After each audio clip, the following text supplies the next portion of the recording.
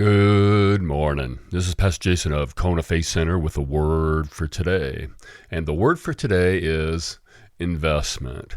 God expects a return on his investment in me. Now, all wisdom comes from God. God expects me to use the wisdom he has given me to bring a return on his investment in me. God gave Joseph the interpretation of Pharaoh's dream. It was good that Joseph gave the interpretation. Pharaoh recognized that wisdom comes from God, and Pharaoh recognized that Joseph had a relationship with God. It was better, though, that Joseph used the wisdom God had given him to come up with a solution to the problem. We're either part of the solution or we're part of the problem.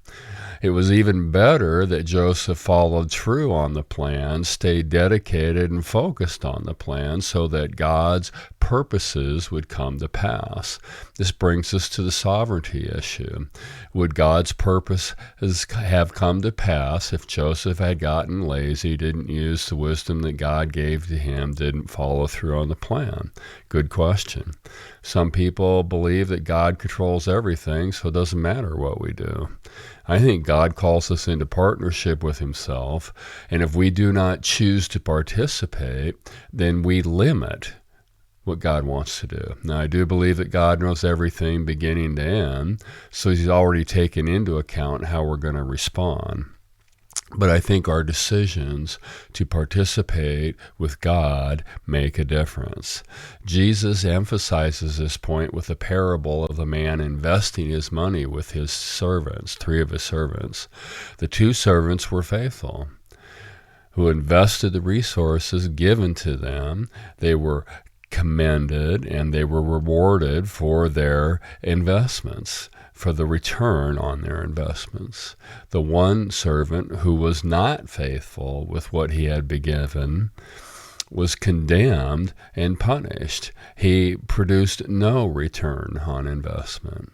Remember, Jesus said the kingdom of heaven is like. I believe that God has given us resources that he expects us to invest for the purpose of building his kingdom. He gives those resources based upon the abilities we have. He expects a return on his investment. I think this is a good question to ask myself from time to time. How am I doing? How am I doing with the resources God's given to me? How am I doing with creating a return on investment that will please God? Where do I need to do a better job? Where do I need more wisdom? Where do I need to apply the wisdom that I already have? Because God expects a return on his investment in me. The word for today is investment. God bless. Check in tomorrow.